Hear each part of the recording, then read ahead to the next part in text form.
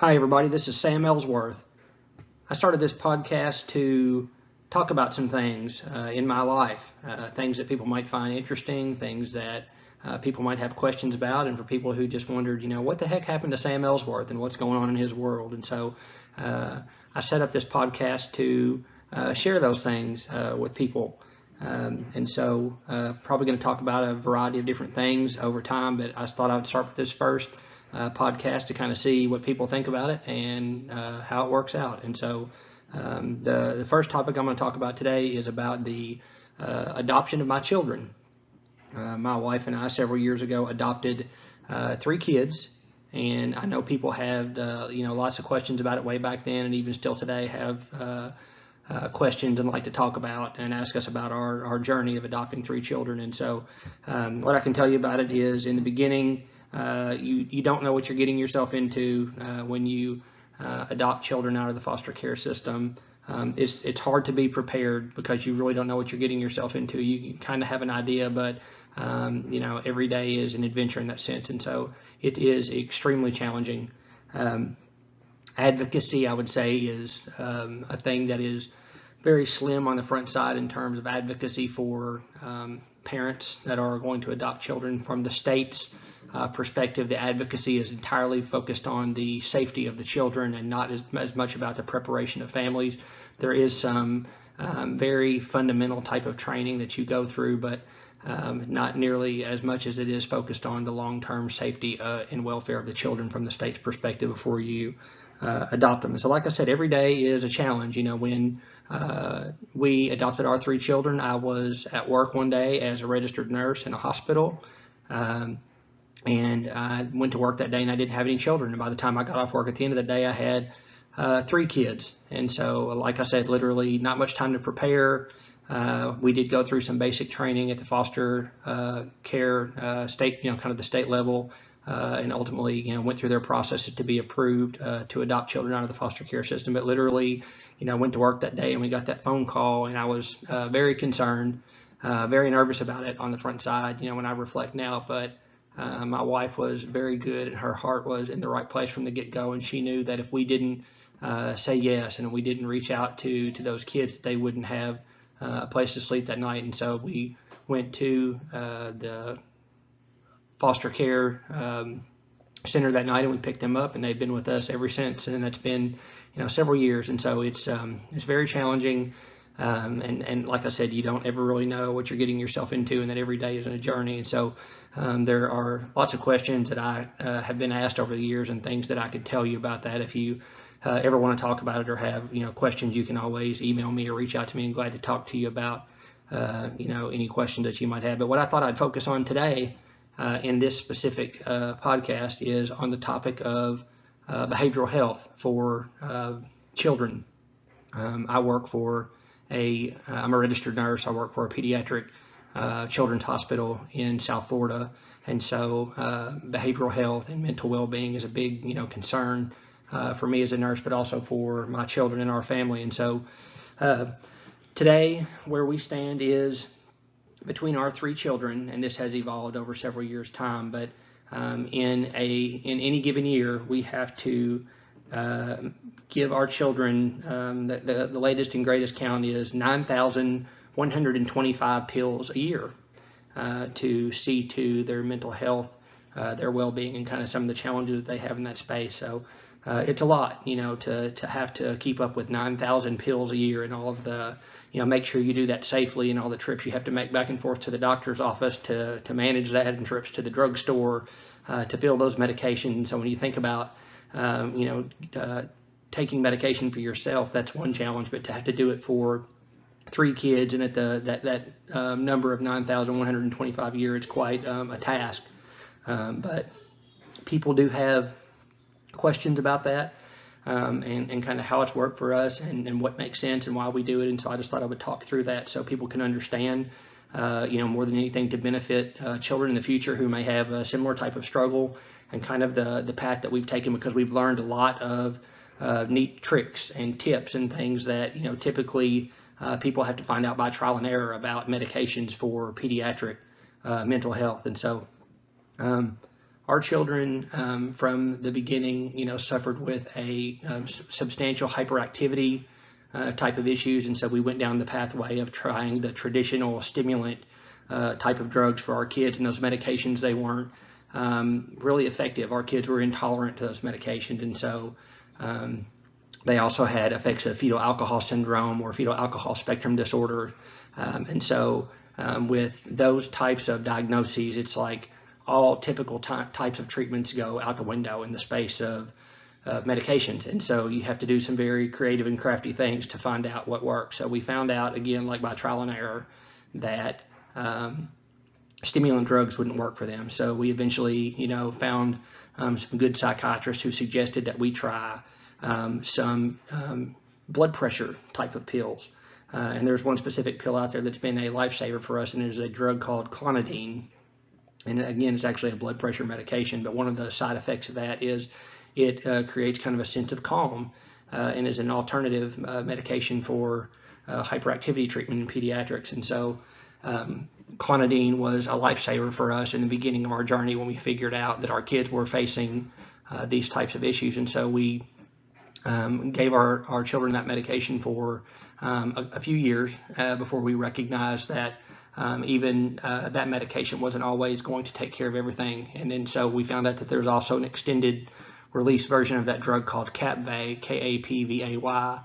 And Capvay kind of tends to stay in the system a little bit longer than regular clonidine does. But for those of you who have children who struggle with tolerance to stimulant drugs, it causes, in some children it causes anger, aggression, or even upset stomach. And so Capvay or clonidine blood pressure type medications have been an excellent resource for our children.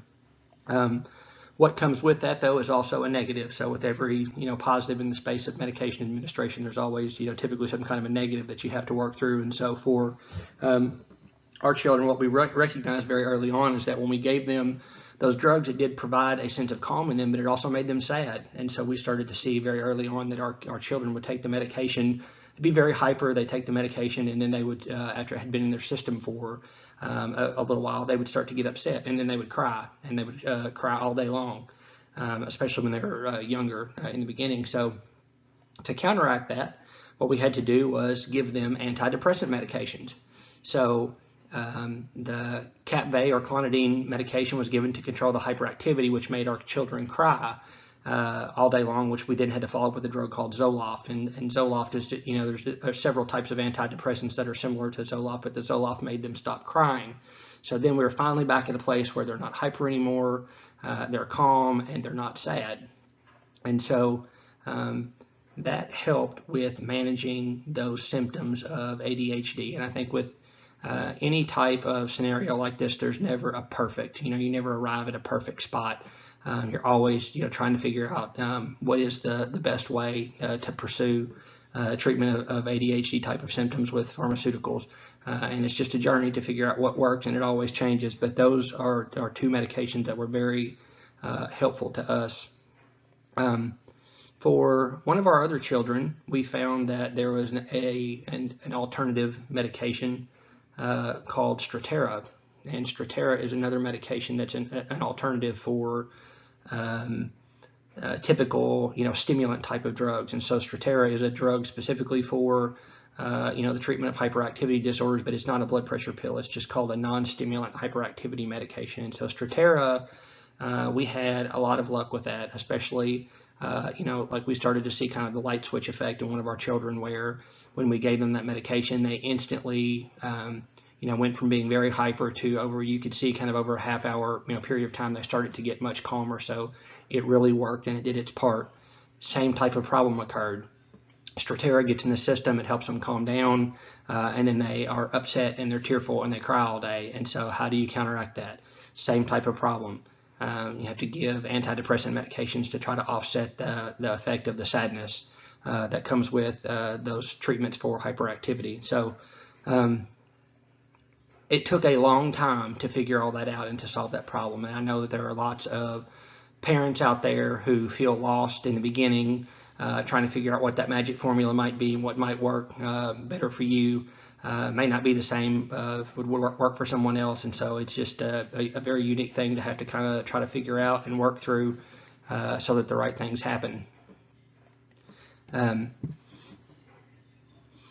Along the way, we started to recognize, kind of some very different type of things happen with one of our children. We got to a point where one day, after having taken those medications for a few years, symptoms started to get worse. And at one point, we had one of our children who became nonverbal. In other words, he was unable to speak. His meltdowns were so profound that he couldn't talk. And so, one night we were, school day was over with, and he had kind of had, struggled through the afternoon, and I was helping him take a bath, and he was kind of upset that night, but I recognized he got to a point where he was literally could not speak. He was not able to talk, and I did everything in my power to try to get him to speak, and he couldn't talk. And so reached out to a physician that night, kind of talked to her on the phone, and she gave me some good guidance about other types of medications that help in the space of mood stabilization. And so we started again looking at kind of some non-traditional type of approaches. So we started taking medications like Depakote, and Depakote really helped tremendously in that space where like the mood was severely out of balance. And so taking that medication has been another successful kind of addition along with those Capvey and clonidine type of drugs. And so it's one thing to go from hyper to sort of a state of calmness, but how do you maintain the mood all day so that the mood is stabilized over the entire day? And so medications like Depakote are really helpful for that as well. Other things that we saw along our journey is, even though we could get the kind of the behavior control from the perspective of hyperactivity, what we also had to worry about as we saw or deal with as we saw in our children, kind of some manifestations of anxiety playing out. And so how do you manage anxiety in that space, and what's the right way to pursue that? And so there is a long, kind of tried and tested drug out there called Risperdal.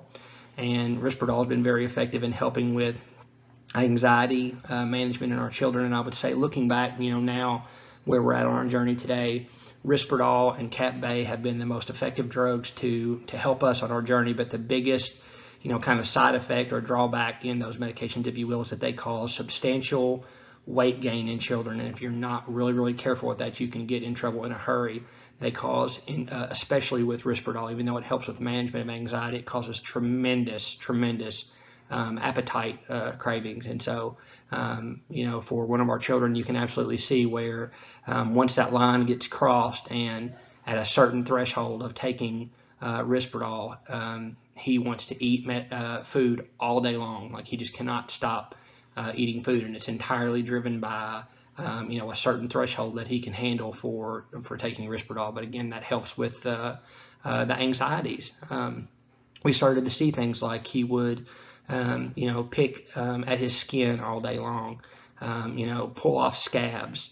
We would find them in the bathroom, at nighttime, and he would have tweezers, and he'd be, like pulling skin off of the side of his face or pulling his toenails out and things like that. Just some very odd things that we had to figure out how to get under control. And so we started looking at medications like Prozac, which are intended to kind of cut down on those habits of, picking at your skin and pulling and that sort of thing. And what comes along with that is sort of, certainly that anxiety piece. And so Prozac was helpful in cutting down on some of those needs to pick and kind of pull at the skin. And then again, the Risperdal to help with anxiety. So we also kind of face challenges where, even though there's a lot of medication on board and we're treating a lot of different things, how do you get a child who has those challenges to be able to effectively sleep through the night? So met those challenges with the same medications. We just added more at that point to try to figure out what to do to get them to sleep through the night. And then there's just some kind of typical over-the-counter things you can buy too, like melatonin, that might make sense depending on your situation. But so all of that together, adds up, like I said, to this point of 9,125 pills per year. But it sounds like a lot to a person who's hearing that for the first time, but it's something that we've been doing now for several years. And I think that if there is, hope in all of that, I think the good news is that there are alternatives and there are things that can be done out there to help kids who are struggling in that space. So it makes a difference. Parents that are willing to step up to the plate in those types of challenges and meet them head on, and take children to doctors until they get the answers they're looking for, and be willing to sort of experiment and think through what might work until you get to a place that you would consider to be ideal. It absolutely makes a difference in the life of the child. It helps promote the stability of families, and so it's the last thing I ever thought I would do is subject my children to having to take 9,125 pills a year. And there were times in the beginning when I absolutely didn't want to do it at all. I thought, we don't need this. What kid in their right mind would have to take this much medication? But the truth is, it works, and it's all a matter of finding out what works for the child. And so these kids today, if you walked up to them on the street, for the most part, you probably wouldn't have any idea that they took medications like that, or they had those types of challenges. And so it's very hard to detect. And so in many ways, they have completely normal lives. They go to regular schools or in a regular classroom. They need some educational supports and that type of thing. But for the most part, they live very normal and healthy and happy lives. And so I think there's certainly one side to managing pediatric mental health and mental well-being in that space of medication and psychiatry, but that can only get you to a point. The rest of it has to come through, reinforcements at home and social activities, and providing a positive atmosphere as parents matters more than anything in the world, and helping those kids to know that you are their tireless advocate makes all the difference in the world for them too. And so you can't expect that medication will get you entirely across the finish line alone, but it does make a tremendous difference. And so it certainly has helped our children. It has helped us, but it has been a learning journey every step of the way. So for what it's worth, my advice again is just to say, go on that journey, help your children out. Help kids out that need to understand what that magic formula looks like for them.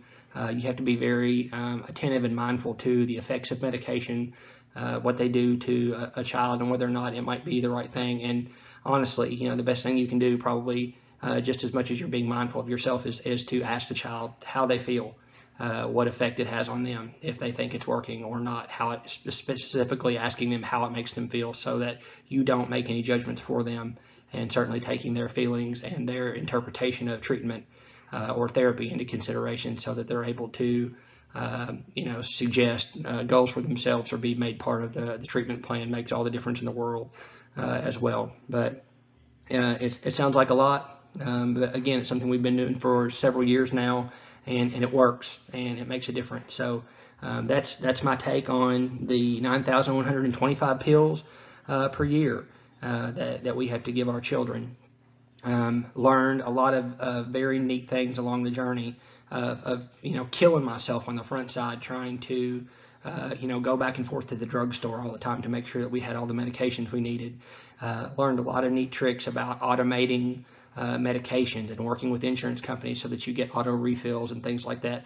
In some cases, they just now ship to our house through mail order pharmacies, and there are times when all I have to do is pull up an app on my phone and click a button, and boom, it comes. It doesn't always happen that way, but those learning those lessons about how to work with insurance companies, how to automate refill requests, doing things like calling a pharmacy before you go there, because it's invariably you go to a pharmacy and you show up to get a medication filled, and they'll say, what, we need you to come back in 15 minutes, it's not ready yet, or can you come back in an hour? And you literally could spend all of your time every single day trying to work with a pharmacy. And so learned lots of little tricks along the way about apps that you can use, making phone calls to the pharmacy, trying to automate the refill of medications, and obviously the key to success and all that is having good communication with your doctor and making sure that they understand where medications need to be sent to, what insurance company they need to be run through, at one point in time they need to be refilled, that sort of thing. So you have a good system and process in place to support all that. So once you think through all of that, you can really make the difference in the life of a child, but it has to be met with constant attention and focus, but it's a good thing. So if you've got any follow-up questions for me, I'm glad to answer them. And so that will be the end for podcast number 1. Thanks, everybody.